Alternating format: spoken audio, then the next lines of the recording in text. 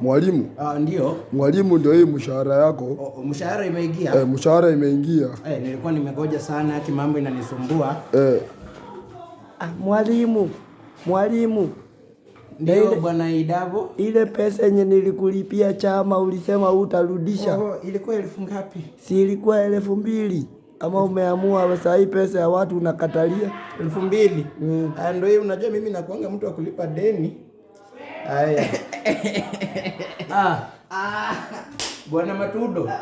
Habari kiongozi. Mzuri sana. Kama leo umenipata. Hata si lazima niseme. Unajua tu hatukulia ukiniitisha. Sawa.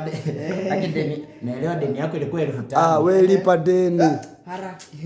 Mwalimu anakatalia. Acha nikulipe 2000 ndio hata nibaki na kulini. Wewe. Lipako hata kama ni nusu. Sawa, ongeza 3. Haya. Ai wewe. Hata si lazima ubaki na hii. Wewe. Ninataka nilipe rent.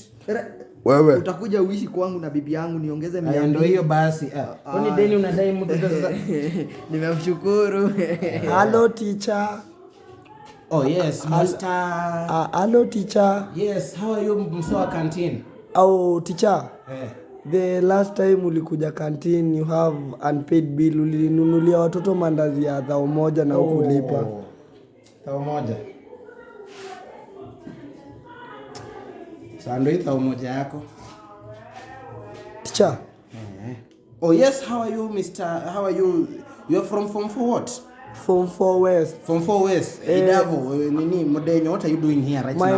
My mother alituma last week 300,000 ya ingine iende kwa school fees, alafu akatuma 2,000 ya pocket money and you took my money and you said so you'll refund school fees. I already deposited kwa account, so the 2,000 nilikuwa nimekuwekea, but let me give you 500 shillings. Teacher, mimi nipe pesa yangu yote. Let me give you unajua sasa, let me give you 1,000. Teacher, young man, nakupea 1,000 the next class. Yote na mimi utanipatia nini? Wewe